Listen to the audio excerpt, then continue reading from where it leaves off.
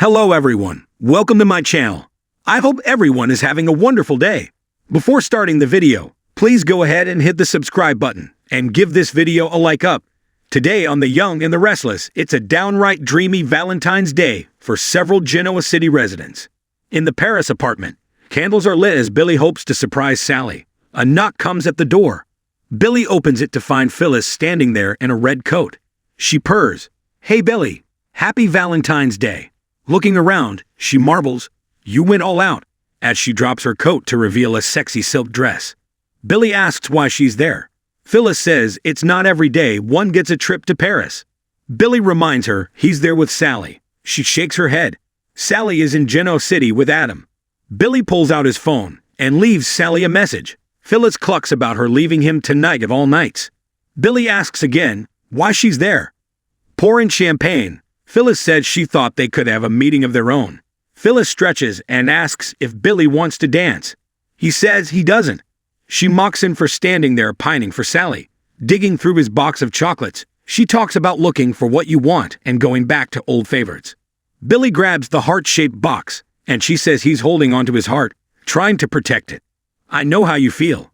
Billy asks, "How do I feel?" She says alone. Like no one gets him or is on his side. They make a great team because she's on his side. Billy decides she's right and that no one should be alone on Valentine's Day. They toast to the holiday and drink. Billy tells Phyllis he appreciates her dedication. But tonight is not a night for work. Phyllis thinks he's thinking about Sally and Chelsea. Those women aren't good enough for you. They're distractions. With every woman except her, he has to prove himself. It takes his energy and focus away from what he really wants. That's what happened with Chancellor. Billy says he's moved on. Phyllis knows he has. With me. Billy tells her he'd love to dance with her. But just one dance. Taking her in his arms, they sway to the music. At Crimson Lights, Sharon looks at a bottle of champagne and a bucket and candles lit throughout. She asks, "Esther? Esther?" Instead, Nick appears holding a red rose. She asks, "What is all of this?" He says everyone deserves a little romance in their life. Nick pours champagne and wants to show her how in awe of her he is, and tell her what's truly in his heart. She's told him so many times that he's her hero, but she's his hero too. Sharon trusts him. Nick marvels at the look she gets when she says that she has faith he can make things better. "It's all because of you. Sharon, you're the strongest woman I've ever met." He declares, "I love you. I always have, and I always will." Sharon wasn't expecting him to say that and doesn't know what to think. Nick says he has so many regrets. He's hurt her in so many ways he wishes he could take back. Sharon asks how long he's been feeling this way. He says, "Probably as long as you have." She laughs. "It's that obvious?" He nods. "It's that obvious." It kills him to think about the time they've wasted. "I need you in my life." Sharon returns the sentiment. He takes her drink, puts on music, and they slow dance. He jokes that she's always been the better dancer. She tells him they have tonight and the rest of their lives. Maybe she can teach him some moves. Nick asks what their next move is in life. Sharon asks if he'd want to move back to the ranch and live together with Faith and Christian and be a family. He loves it. "Let's do it." Sharon thought they'd both moved on. Nick thinks they both knew they'd find a way to get back to where they started. They listen to the music and their hearts. Nick says as long as their hearts are beating, they'll have music to dance to. They kiss. At the old ranch house, Adam finds the living room full of lit candles and red roses. Chelsea appears and says, "It's for you." Adam is stunned. He must have missed something. She says, "It's what I missed." She tells him he was right about not trying to fight this. She tried, but she can't pretend she's not falling for him all over again. Adam didn't expect this. Change of heart. Chelsea says he gave her space and respected the boundaries she set. He knew if he was patient, she'd come back to him. Adam asks what made her realize. Chelsea still had her doubts even as she was setting up, but they're gone since he walked in the door and saw the love for her in his eyes. It took the magic of Valentine's Day to open her eyes.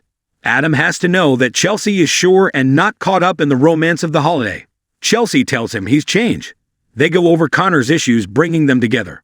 Adam put Connor first then, and he did it again, just now when he asked if she was sure. Pouring bubbly, she says they become better people and parents.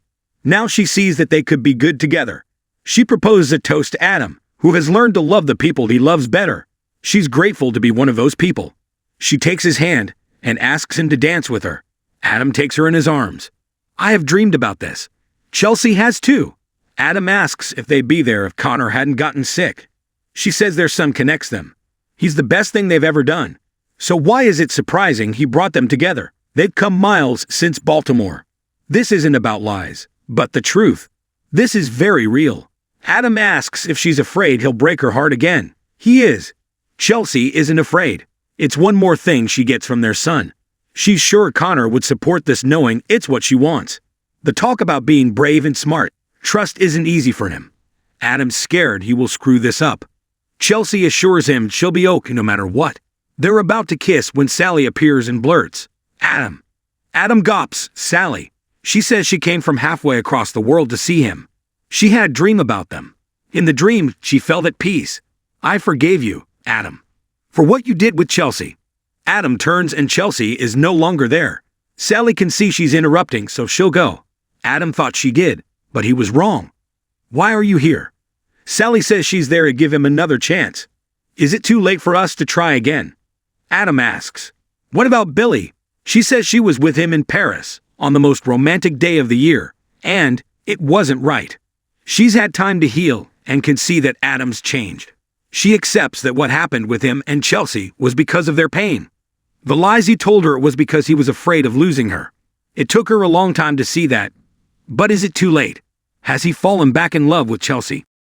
At Crimson Lights, Sharon can't help but wonder if it's too late for her and Nick. They're not teenagers anymore. He feels like one when he's with her. Sharon will stop fighting this. When they're together, she can just be.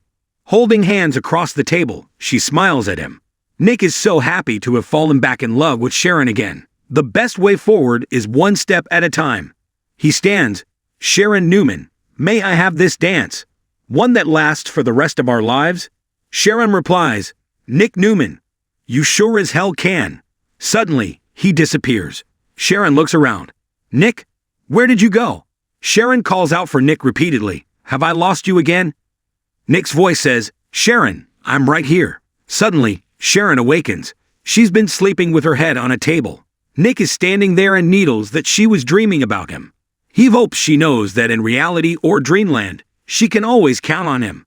She says he can count on her too. We're always there for each other, right?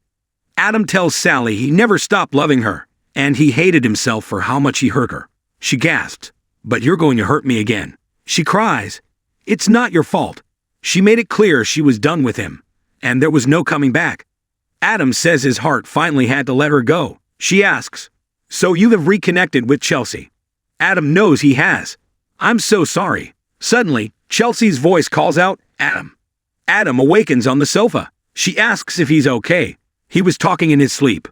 She hands him a bag of chips to replace the one she ate and walks back out. In Paris, Billy asks if Phyllis is thinking about her exes. She denies it. He chuckles. Liar. She teases that he's thinking about Victor. She knows he's not done and wants payback for Chancellor. Billy shrugs. The heart wants what the heart wants. He asked her for one more dance. She wants to know his intentions. He says, not unless you dance with me. Taking her in his arms, he asks if she'd still work with him, knowing he was going after Victor. She says Daniel wouldn't like it, but after everything he's done, she knows revenge is an obsession. You lead and I will follow you. I just need to know the plan so I can do my part. Billy admits he's going after Victor, but not at the expense of Abbott Communications becoming the dominant media force. Are you still in? She says, yes. Phyllis and Billy finish the bottle of champagne as he says he's surprised she's going to go along with his plan. She says it's a turn on, actually. She's excited to do this with him. They are about to share a kiss when Phyllis awakens in her bed and asks, where the hell did that come from?